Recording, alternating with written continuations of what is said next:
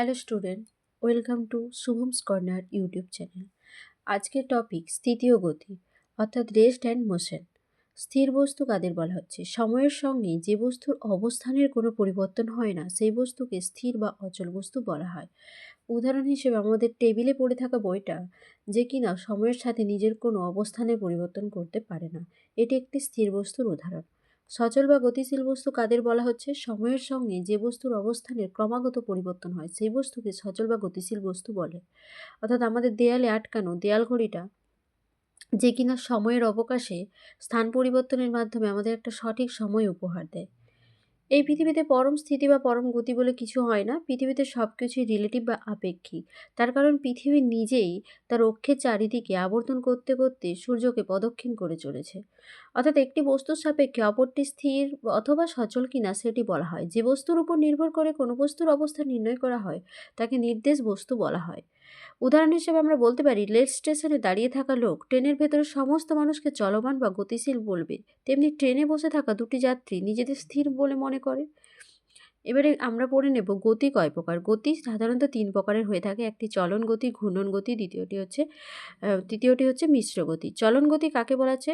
সচল বস্তুর প্রতিটি কণার গতি একই ধরনের হওয়ার জন্য যদি বিভিন্ন সময়ে ওই বস্তুর যে কোনো দুটি কণার সংযোগ সরলরেখার অবস্থান পরস্পরের সঙ্গে সমান্তরাল থাকে তবে বস্তুর গতিকেই চলন গতি বলে। আমি এখানে একটা ছবি দিয়ে বোঝানোর চেষ্টা করেছি। আমি ধরে নিলাম যে কোনো একটা বস্তু, তার ভেতরে ৩টি কণা এ, বি, সি কিছু সময় অবকাশে তারা স্থান পরিবর্তন করে অবস্থান নিয়েছে এ ড্যাশ, বি ড্যাশ এবং সি ড্যাশ। কিন্তু প্রথম অবস্থান থেকে দ্বিতীয় অবস্থানে যাওয়ার সময় তাদের সংযোগ সরলরেখা একই ছিল, অর্থাৎ এটি একটি চলন গতির উদাহরণ। ঘূর্ণন বা আবর্ত গতি কী? কোনো বস্তু একটি নির্দিষ্ট বিন্দু বা অক্ষের চারিদিকে ঘুরতে থাকলে ওই বস্তুর গতিকে ঘূর্ণন গতি বলা হয়। উদাহরণ বৈদ্যুতিক পাখার গতি, লাটিমের গতি। ৩ নম্বর যেটা চলে আসে সেটা হচ্ছে মিশ্র গতি।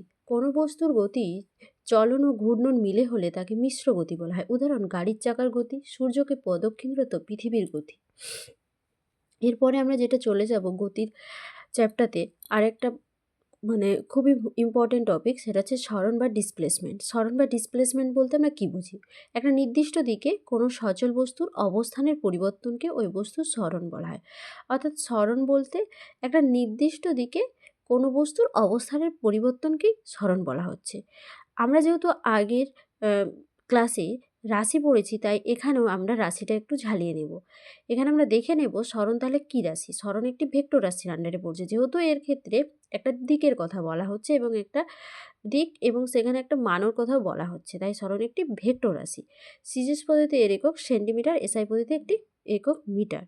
সচল বস্তুর সরণ কেবলমাত্র ওই বস্তুর প্রথম ও শেষ অবস্থানের উপর নির্ভর করে। বস্তু কোন পথে প্রথম অবস্থান থেকে শেষ অবস্থানে যাচ্ছে তার উপর নির্ভর করে না। অর্থাৎ বস্তুর প্রাথমিক ও শেষ অবস্থান এক হলে সরণ শূন্য হয়। অর্থাৎ কেউ যদি বৃত্তাকার পথে পরিক্রমণ করে আবার সেই বৃত্তাকার পথ ধরে ফিরে আসে, সেক্ষেত্রে তার সরণ আমরা শূন্য বলেই ধরে নেব। আজকে এই পর্যন্ত। Thank you.